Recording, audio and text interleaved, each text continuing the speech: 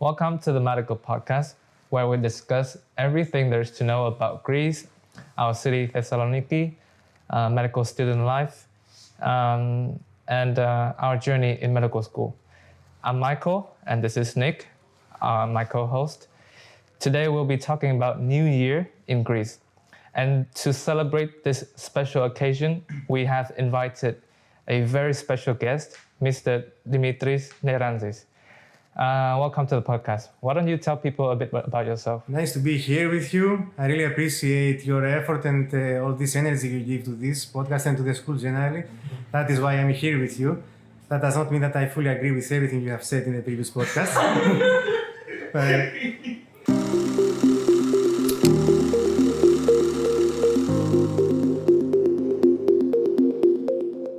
My name is Dimitrios Nerantzis. I work in the secretary. I have been here for 17 years in medical school. And I do everything that has to do with students, from admission to graduate, and all the things that, the problems you might face in the middle. Wait, I have one question. You said you don't agree with everything we have said. What is the most annoying thing that we have said that upset you? Oh no, I was not upset with anything really annoying. But okay, don't fully agree with everything. But this is my personal opinion, okay? Yeah. Tell me one thing. What is? Well, the one is about losing courses because of what happened in Tembi or with the elections. Greeks are very emotional with this. Oh. So when something really important happens or really bad happens, it's very usual to skip one day. Yeah, okay, I get it. Is there anything that you would say that could offend the school that we said, not you personally? Offend the school, maybe the one with safety. No, safety. We did say that. We know that there is an issue, but we don't like to say it. Back to our topic, New Year in Greece. So, you're from Thessaloniki, right? You must have had so many New Years here. How do they celebrate the New Year's here, like compared to other cities in Greece, I mean? Most of the Greek cities are the same. Yeah. As people going out, drinking, singing, everything. What we used to do until 70s or 80s, we didn't have Christmas trees. We had Christmas boats, again with a lot of things on them, because we have a naval tradition here in Greece. That's why we had the boat. And also what is very common in Greece is that Christmas Eve and New Year's Eve, children go out and sing the carols door to door, and they get some treats or some money, some coins. One other thing that we do after the New Year, when the New Year comes a few minutes after, let's say at 12:15, we have the Vasilopita, which is actually like a cake. And we cut it into pieces, and each one gets a piece. And one piece has a coin inside, and the one who gets the coin will be very lucky for the next year. But this year that just began. I actually remember in my hometown, in Larnaca, there is a boat near one of these where people go and swim, very popular, Mackenzie. And there's a boat that they have, and they light it up rather than a Christmas tree. Honestly, I prefer about 5 years ago, we had a boat on Aristotle Square as well. Wait, you mean in the square? It was a wooden boat, not a real boat. Okay. A wooden boat in Aristotle Square with the lights and everything. For the Vasilopita, you said that you cut it into many pieces, right? Yes. And there is like an order for people to eat it. Yes, well, the first piece has to go to Jesus. The next one has to go to Holy Mary, to Saint Vasilios, Agis Vasilios, who celebrates the 1st of January. And then one goes to the house, one to the jobs, one to... And after 10 pieces, we start with those who are here. Most of the times, the older cuts the pieces. And if the coin is on the piece of Jesus or a house or everything, then it's good luck for everyone. Have you ever got the coin? Yes, a couple of times. Wait, did you have Vasilopita last year, for example? Every year. Every house has one, every office has one, every organization has one. So until the end of January, you may participate in 10 Vasilopitas. So it's quite hard not to have one coin at the end of it. How would you say that traditions have changed over time? Have they become more modern in a sense? Because in Cyprus, for example, I feel that a lot of the traditions are going away, and it's mostly just very materialistic. Yes, that is true. Well, one thing that a little bit goes away is the carol singing. And nowadays, children are more shy to do that. Some of them, sometimes parents are afraid to leave the children go on their own, sing carols. That's why this stops. Also, the change from a boat to tree.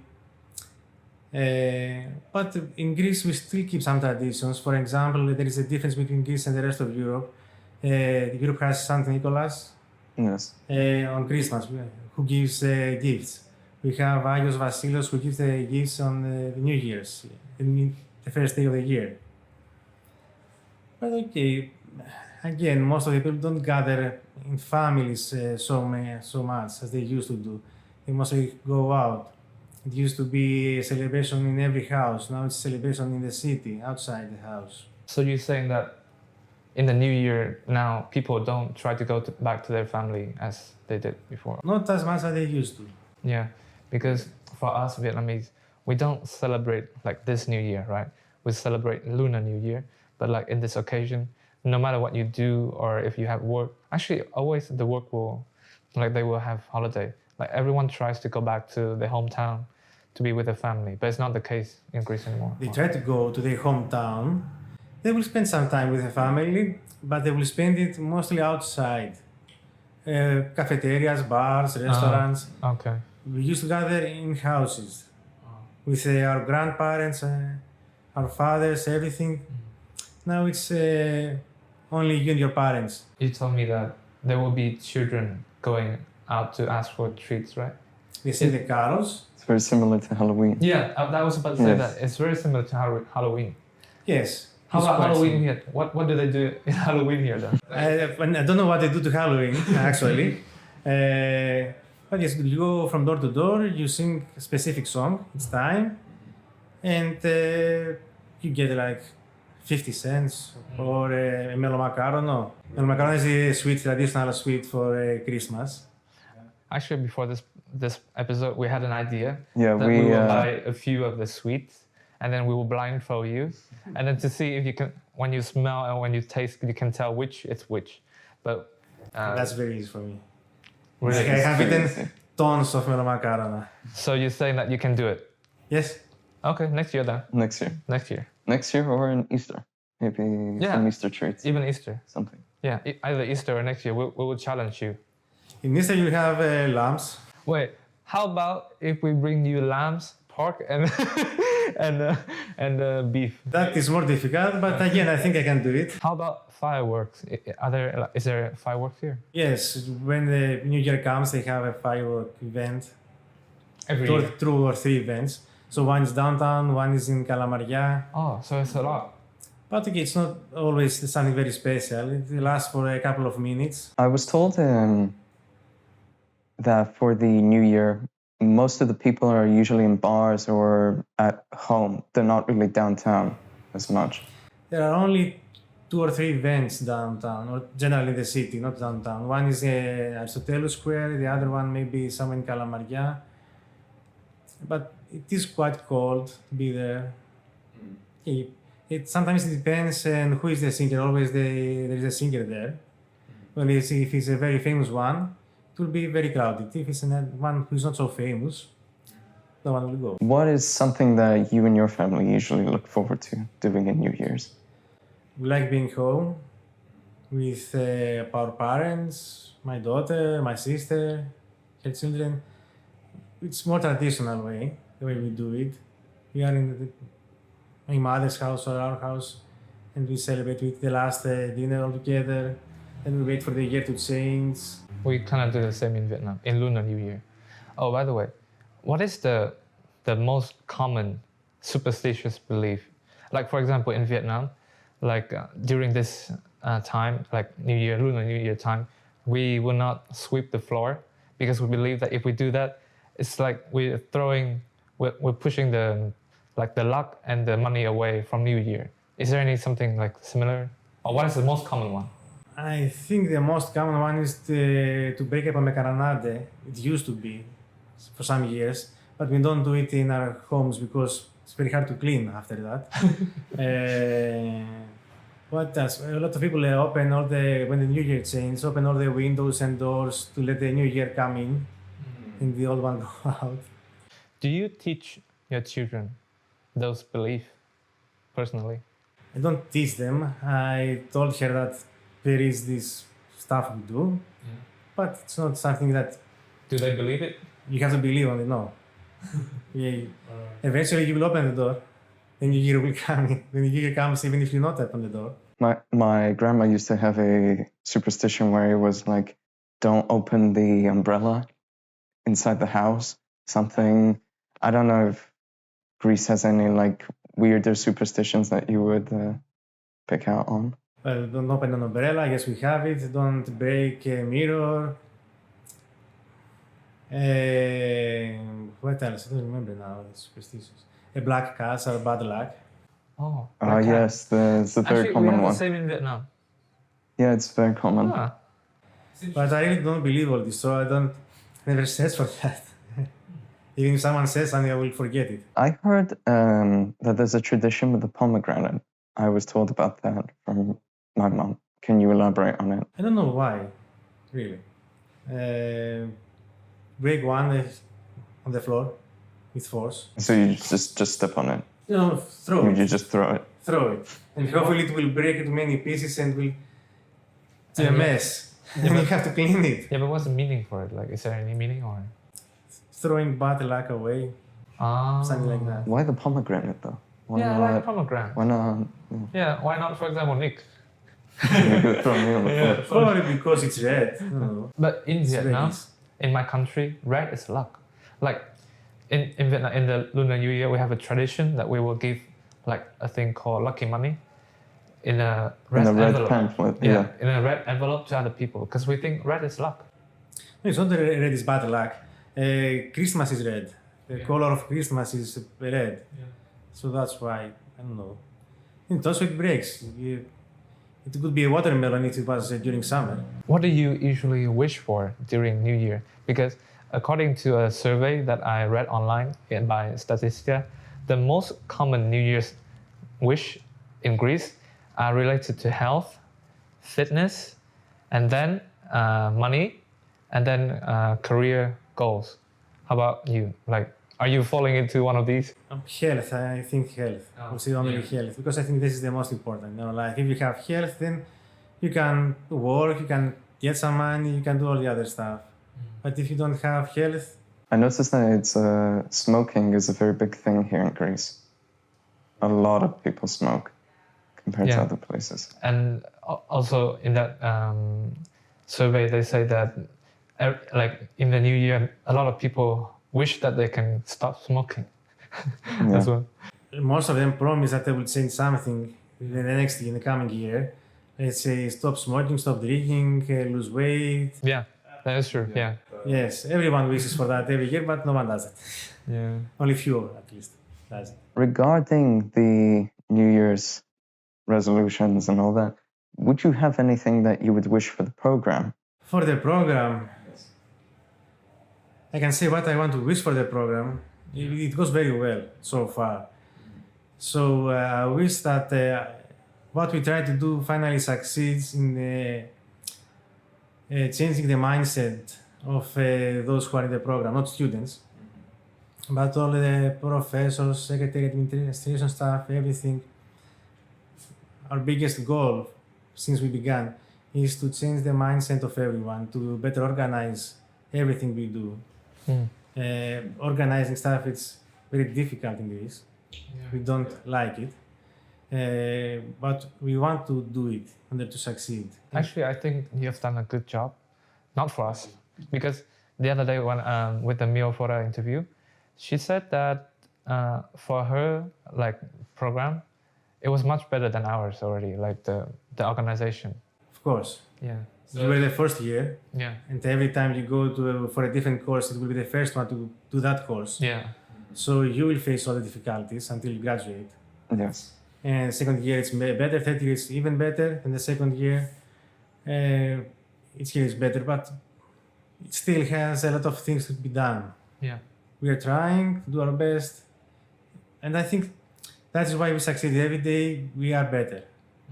Okay, not every day, but every year it's better. So I think that is good for us. Keeping that in mind, what would you say are some of the biggest difficulties that you guys have faced? The beginning was difficult to start with.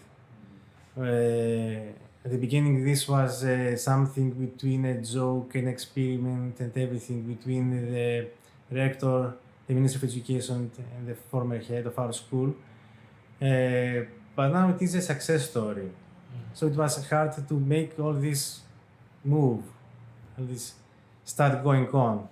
The initiator of the program, Professor Karagiannis, had a different mindset. He was really organized. Well, if you call him for an interview, he will say that I will speak to you for 3 minutes and 10 seconds. And it will be 3 minutes and 10 seconds. Maybe we should call him. All the problems, most of the problems that we have faced, they have to do with this organizing everything in a good way. And this way you can be better prepared if something goes wrong. Have a backup plan always. Our year, there's so many complaints, and I think you must be so frustrated hearing all that all the time. Like, how do you feel? Like, does it annoy you? And because I feel every time when we talk about these with you, you always keep a very calm face and very, like, smiley. But how do you actually feel? You could describe you as very stoic. First of all, being the one who started this program with Professor Karagiannis, I feel like it is a member of my family, this program. And I am emotionally connected to all of you, the first year students. Yes. Having you complaining always happened, even the Greek program. All the time, every day someone complains about something. Yeah. And I like that because this makes us better. Because I can't be in all the lectures, I can't be in all the labs. Yeah, that is true. So hearing from you that something went wrong today in a lab, in a lecture, in a department, in a hospital, it is good for me to know it and see how it can change and stop being bad. You told us a while back when you were assessing our opinions on the surgery and internal medicine departments that not enough people complained. Yes. Well, hearing from you that everything goes well, okay, it is satisfying, but it's not something to improve. Yeah. I want to know what is that you don't like, so we can change it. Okay. Okay, I can hear 100 opinions. That doesn't mean that I accept all of them. Okay, but when you say something that is really bad, we will see how it has to be changed. Do you feel sad personally sometimes? Well, hearing bad news is not good, but I don't take it personally. Sometimes I can get frustrated because, again, something wrong happened. But it's not I'm mad at you. Okay, I'm mad at the situation. How about the professor? Are they cooperative? For example, what I mean is, if there's a complaint, let's say about the lab, and then you tell the professor the complaint, how do they usually react? Usually, yes, they understand that something went wrong. They try to fix it. They try not to do it again. Sometimes this may happen again and again, but eventually after some months or some years, I think that everything will be fine. Okay. Okay, Rome wasn't built in a day. Also, will not be built in a day. Yeah, that is true. And this university is here for 80 years.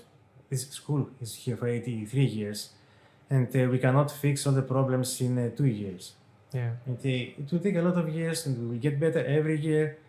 I think all universities get better every year. Even Harvard can get better. Yeah. So, of course, we can get better. And we try to do that. And this thing that we are evolving every year, I think that is what's our success. Do you have any more precise or specific ideas on how to make the program better? I cannot tell you. Please. But classified. yes, Yeah, it's classified. we have a lot of things in mind. So, and we will be the one who experience it, or no? Yes. Ah, okay, so it's That's something very good for us. Yeah, it's Okay, very I'm good. happy then. I'm very happy to not know that.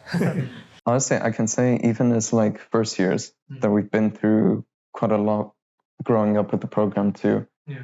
It gives us a lot of insight into also how you guys work, how the whole general program is working as a whole.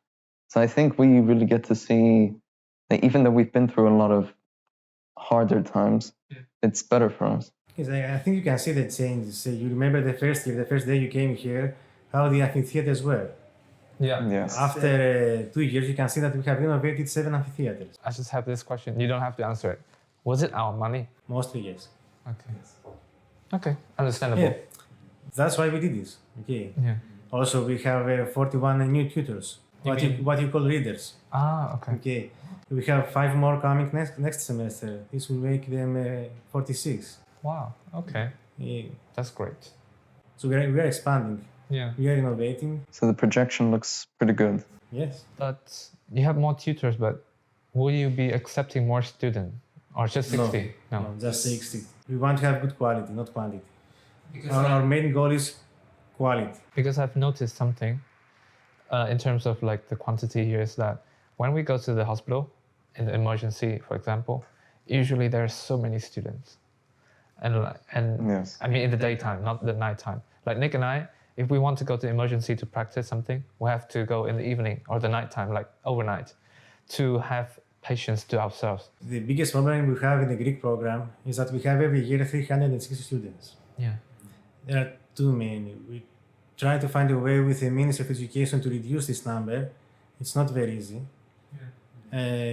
What we have know with this day is that if we have less students, we can have better quality of education for you. Managing 360 students every year, it's really difficult, it's chaotic. You cannot organize it. I was told that there's only like 5 or 6 medical schools in the whole Greece. 7.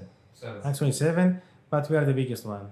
We have more students. With that in mind, the application numbers, how many people have been applying? First year, your year was 180.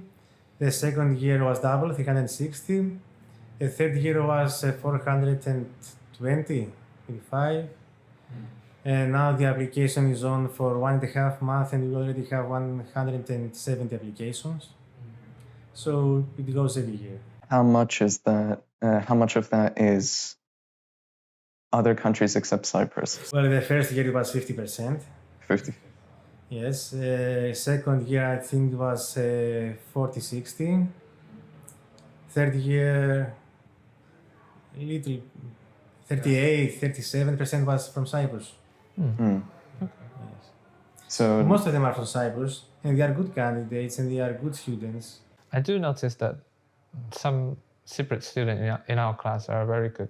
Like, a lot of them Yeah. study quite hard. But we have some very good students from Vietnam. really? Yeah. Wait, you say that there are more Vietnamese? No, one. He's only one.